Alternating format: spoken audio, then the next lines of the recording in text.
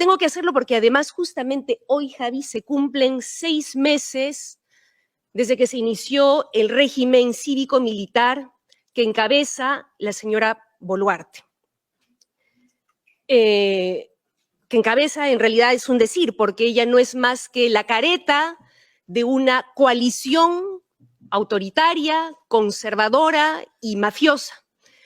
en la que funcionan de manera armoniosa, diré, una ultraderecha afincada en el Parlamento, aliada con el oligopolio mediático,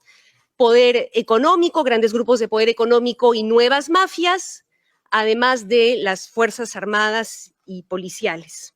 Una coalición autoritaria que avanza de manera decidida en el desmantelamiento de instituciones, en el retroceso en materia de derechos y en buscar bajo cualquier condición garantizar su impunidad y sus negocios particulares, que ya ha logrado en estos últimos meses copar el Tribunal Constitucional, la Defensoría del Pueblo y que avanza decidida hacia el copamiento de los organismos del sistema electoral. Y comentábamos hace unos minutos antes de este panel público que si bien es cierto en Europa y en América Latina este año tendremos varias elecciones, algunas de ellas no necesariamente esperadas tan prontamente, en el Perú, donde el 80% del pueblo peruano demanda un adelanto general de elecciones, pero ciertamente lo más doloroso es el hecho de que en esta crisis hayan perdido la vida 68 peruanas y peruanos, 49 de ellos por arma de las Fuerzas Armadas o policiales, en un lapso de apenas 2 meses, en algo que ya los organismos de derechos humanos han calificado, como lo veníamos haciendo los peruanos hace tiempo ya, como ejecuciones extrajudiciales. Y quiero subrayar esto porque no se trata de excesos o de daños colaterales, entre comillas, que a veces suelen ocurrir cuando se trata de contener en América Latina conflictos sociales o movilizaciones, sino se trata de acciones planificadas y sistemáticas contra un pueblo que ejercía su derecho a la libertad de expresión. Y sí, este es un signo, lamentablemente, de las víctimas. La gran mayoría de ellos eran jóvenes campesinos, indígenas, quechuas, aymaras, como Rosalino Flores, un joven cusqueño de mi región de 22 años, estudiante de gastronomía, ¿sí? Eso que tanto enorgullece al Perú, que recibió 36 perdigones de plomo por la espalda. 36 perdigones de plomo por la espalda. Y que resistió durante 70 días en un hospital en Lima antes de dar su último suspiro. Y por eso me resulta también sumamente preocupante que en estos días, hoy mismo, el señor Otárola, presidente del Consejo de Ministros, esté junto con nuestra canciller en reuniones oficiales en Francia y en España, pretendiendo avanzar en la integración del Perú en la OCDE,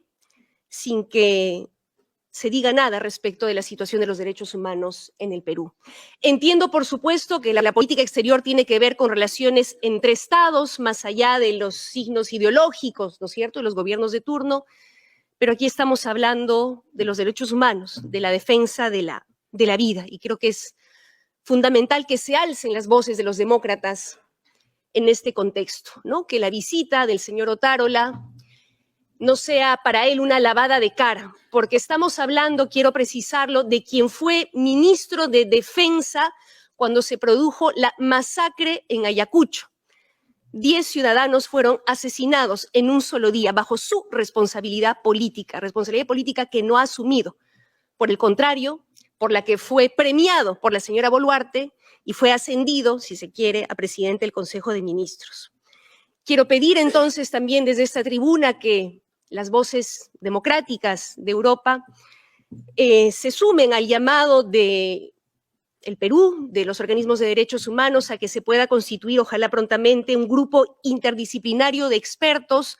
que acompañe al sistema de justicia que hoy tiene bajo su responsabilidad la investigación de estas muertes. Esta es una sugerencia de la Comisión Interamericana de Derechos Humanos que estuvo en el Perú, que vio la situación que presentó un informe bastante detallado y riguroso sobre la situación de vulneración de los derechos humanos y que ha sugerido que se pueda constituir este grupo de expertos que vele por la situación de los derechos humanos y en particular por la búsqueda de justicia de las víctimas de este reciente conflicto. Pero decía que el caso peruano no es un caso aislado, ¿no? Por un lado, la crisis que estamos atravesando hoy no empezó el 7 de diciembre del año pasado, ni empezó tampoco el 28 de julio del 2021, cuando asumió la presidencia el expresidente Pedro Castillo. Lo que estamos viendo hoy es el resultado de 30 años de neoliberalismo depredador y 500 años de colonialismo. Y lo que estamos viendo en el Perú también revela esta lógica golpista con la que la ultraderecha está ganando terreno en América Latina, de maneras diferentes, las unas más sutiles que las otras, pero igualmente eficaces. Ocurrió en Brasil, nos recordaba Camila el golpe parlamentario de hace algunos años y el intento de golpe a pocos días nada más, ¿no?, de la toma de posesión del presidente Lula. Lo vimos